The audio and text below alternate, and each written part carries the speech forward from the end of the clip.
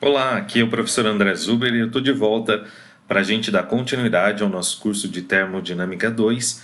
Hoje, iniciando a aula de número 4, a aula na qual a gente vai determinar as propriedades parciais molares, tanto pelo método gráfico quanto pelo método analítico. Nos próximos vídeos, você vai entender como obter essas propriedades, tanto para volume quanto entalpia, entropia, energia interna, todas propriedades parciais molares. Nós temos como objetivo dessa aula, então, determinar as propriedades parciais molares utilizando o método gráfico e o método analítico. Além disso, nos próximos vídeos a gente vai definir uma nova propriedade chamada propriedade de mistura e vamos relacioná-la com efeitos térmicos e efeitos físicos. E por fim, a gente vai também entender como que os tipos de interações presentes nas misturas podem ter uma base na interpretação da propriedade da mistura. É isso que a gente vai mostrar nos próximos vídeos, tá? Nos nossos episódios anteriores, você deve ter se deparado com essas equações. Então, só para que a gente faça uma breve recapitulação, a primeira equação mostra como que a derivada de uma propriedade total de uma solução depende tanto da temperatura, quanto da pressão, quanto da variação do número de mols, e foi com essa primeira equação que a gente definiu as propriedades parciais molares. Por isso que a definição de propriedade parcial molar vem da variação da propriedade total em relação ao número de mols de uma das espécies, mantendo-se T e P constantes, assim como o número de mols de todas as outras espécies que não a espécie I. A gente viu também a relação da soma, né? A relação da soma ela está ligada com o fato de que se eu quero calcular uma propriedade total ou uma propriedade molar de uma mistura, eu preciso levar em conta a propriedade parcial molar. Então, muita gente esquece dessa equação. Vamos marcá-la neste momento aqui, ó, esta relação, porque ambas levam em consideração a propriedade parcial molar, tá? Lembrando, propriedade parcial molar leva à interpretação de interações dentro da solução. Então, a partir de agora, a gente não pode mais negligenciar o fato de que diferentes espécies vão ter diferentes interações e que isso, com certeza, vai afetar as propriedades totais e molares de uma mistura. E na última aula, a gente também falou um pouquinho sobre a equação de Gibbs-Durren. Então, não esqueça que a equação de Gibbs-Durren mostra que quando há a variação de uma propriedade parcial molar para uma dada substância, se ela é positiva, essa variação tem que ser negativa para a outra substância. Tá? Então, essas são as equações que nós definimos em vídeos e aulas anteriores, e o que eu quero mostrar para você a partir de agora é a determinação gráfica das propriedades parciais molares. Se você lembra do nosso exercício em sala, na qual a gente fez o cálculo do anticongelante, naquele exercício era fornecido a você as propriedades parciais molares do metanol e da água, se não me engano, o volume parcial molar do etanol e o volume parcial molar da água, numa composição de 30%. Né? Só que hoje você tem que se perguntar, mas como que eu determino aquela quantidade de propriedade parcial molar? Ela depende da composição e é isso que a gente vai ver a partir de agora. Para começar, eu quero mostrar para você que quando a gente considera a equação de Gibbs-Durren para uma mistura binária e a gente utiliza a relação de soma, a gente chega nessa equação aqui. Ó. Então, a propriedade molar, qualquer que seja ela, por isso que ela está representada pelo K minúsculo, ela vai ser a soma da fração molar vezes a propriedade parcial molar da espécie número 1, mais a fração molar da espécie 2 vezes a propriedade parcial molar 2. Tá? Quando a gente faz isso, se eu aplicar a diferencial nesta equação, veja que desse lado eu vou ter aqui a diferencial de K, então eu vou ter dK, certo? E como eu tenho dois termos que estão multiplicando aqui, eu tenho que aplicar a regra da cadeia. Então, ó, x1 dk1, k1 dx1, x2 dk2, k2 dx2.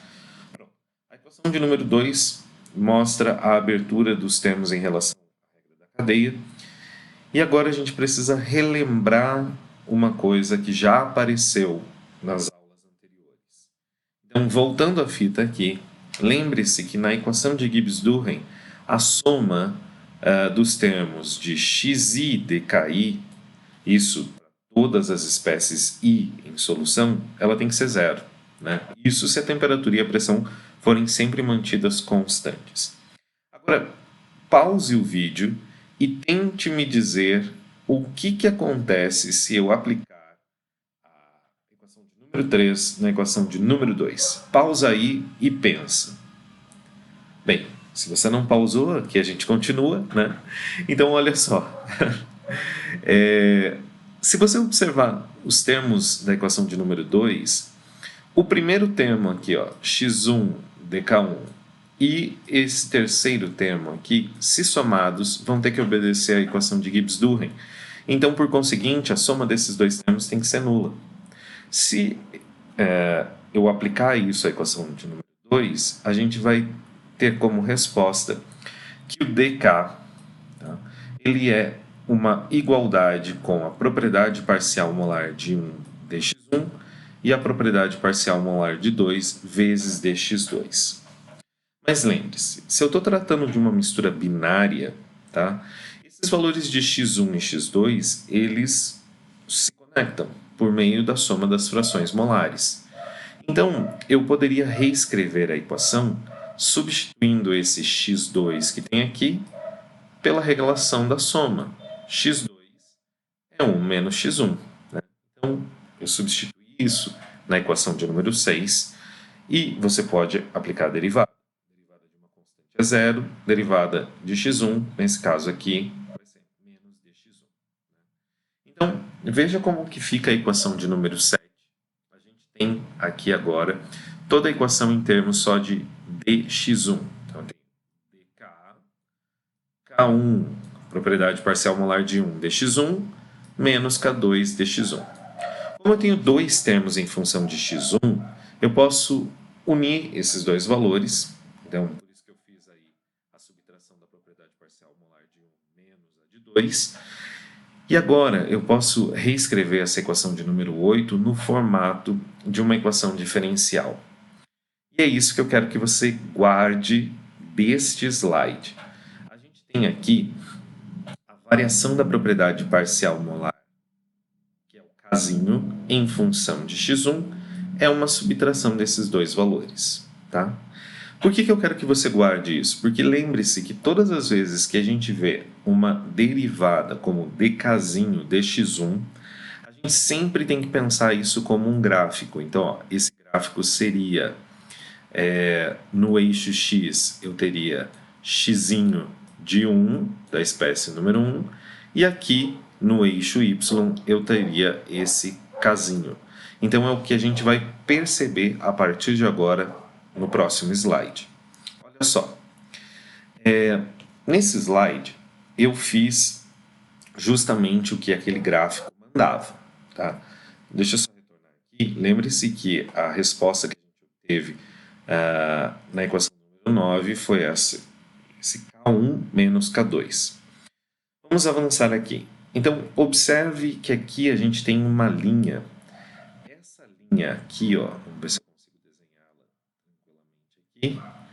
Essa linha representa como a propriedade molar, ou seja, o Kzinho, que pode ser volume molar, entalpia molar, entropia molar, varia quando a fração molar varia de 0 a 1 para o composto número 1. Tá?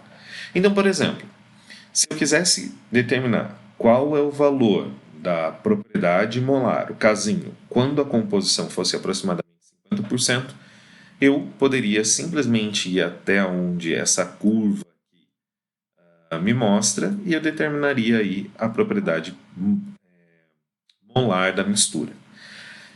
Agora vem um detalhe. Se eu fizer uma derivada exatamente neste ponto, ou seja, se eu fizer esta derivada aqui, perceba que o que surgiu no meu gráfico foi um triângulo retângulo. né? E você lembra que eu consigo determinar a inclinação dessa tangente por meio desse triângulo retângulo, né? E eu posso fazer essa inclinação a partir da tangente desse ângulo alfa aqui, ó. Vamos colocar o ângulo alfa. Pronto. Então, a tangente do ângulo alfa é aquilo que você já sabe, cosseno, né? Cosseno sobre, desculpa, a tangente do ângulo alfa, perdão, é cateto oposto pelo cateto adjacente, né? Coca, tá aqui. Quem é o cateto oposto? Bem, o cateto oposto ao ângulo é esse cara aqui, ó, certo? E quem é esse cara? Bem, se eu identificar aqui em cima esse ponto como I1 e aqui embaixo esse ponto como I2, os extremos dessa tangente, eu poderia dizer que o comprimento do cateto oposto seria I1 menos I2, né? Ou seja, esse comprimento aqui, que é o I1, menos este comprimento aqui, que é o I2. Então eu tenho esse cara aqui. E o cateto adjacente, que está aqui, nesse sentido, eu tenho a unidade, porque esse comprimento ele vai de 0 a 1, é o tamanho da fração molar. Mas espera aí, tangente do ângulo alfa, cateto oposto sobre cateto adjacente, gera um I1 menos I2. Você lembra o que a gente obteve na equação de número 9? A gente tinha obtido que a derivada de casinho em relação a x1 também é uma subtração. Então, se você comparar essa subtração com esse valor que a gente obteve aqui, a gente pode dizer que a tangente do ângulo alfa e a derivada de casinho de x1 são a mesma coisa. Se elas são a mesma coisa, então significa que esse I1 é a minha propriedade parcial molar do composto 1 e esse I2 é a minha propriedade parcial molar do composto 2. Aí nesse momento do vídeo você deve estar se perguntando, mas o que o professor André Zuber está querendo me contar com isso? Eu estou querendo contar para você onde habitam as propriedades parciais molares. Então, se você quer determinar uma propriedade parcial molar qualquer, tá? Por exemplo, nesse caso, o K parcial molar de 1 e o K parcial molar de 2, você vai ter que olhar nos extremos desse gráfico. Então, primeiro você faz a derivada na composição que você quer determinar e você vai olhar nesses pontos. Deixa eu mudar a cor aqui. Você vai olhar neste ponto aqui, certo? E você vai olhar neste ponto aqui quais são os valores das propriedades. Para ficar mais claro para você, deixa eu mostrar num gráfico limpo como que a gente pode determinar aí as propriedades parciais molares. Tá? Então, nesse gráfico, eu tenho o volume, eu quero determinar o volume parcial molar das espécies 1 e 2 em uma mistura equimolar. Veja que foi fornecido um gráfico de volume molar. Por que eu sei que é volume molar? A unidade está aqui, ó, centímetro cúbico por mol. Tá? Então eu estou vendo nessa curva aqui em preto como que o volume molar da mistura varia em função da minha composição. Nesse caso, a composição de X2. Tá? Se ele fala, ó, determina o volume parcial molar das espécies 1 e 2 na mistura equimolar, prefixo de igualdade, equimolar, mesma quantidade de mols.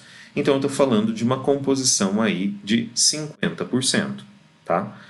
Bem, se eu observar na curva, esse ponto que apareceu aqui em vermelho diz para mim qual que é o volume molar dessa mistura nessa composição equimolar de 50% da substância 2 presente na mistura. Tá? Como que eu faço para determinar a propriedade parcial molar? Como eu disse, você tem que fazer a tangente neste ponto. Então, olha só, se eu fizer a tangente aqui, e olha que ela saiu muito bem, essa tangente vai identificar dois pontos. Perceba aqui primeiro à direita, um ponto verde que apareceu na sua tela, e um ponto, e um ponto azul que apareceu agora aqui do lado esquerdo. Pessoal, Como aqui a composição está em função de x2, quem apareceu aqui nesse ponto verde foi o volume parcial molar da espécie número 2. Por conseguinte, do outro lado, como a gente tem zero da espécie 2, portanto eu estou falando da espécie 1 pura, esse ponto em azul representa o volume parcial molar da espécie 1 pura. Pronto.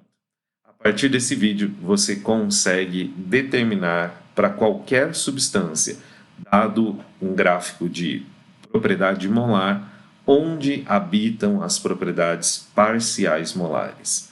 Espero que tenha ficado claro para você que elas habitam nos extremos e nos próximos vídeos a gente vai trabalhar um pouquinho mais com essa determinação. Muito obrigado por ter assistido o vídeo até aqui. Ficou com alguma dúvida? Não tem problema. Coloca nos comentários aqui embaixo que eu terei o prazer de responder e até um próximo momento.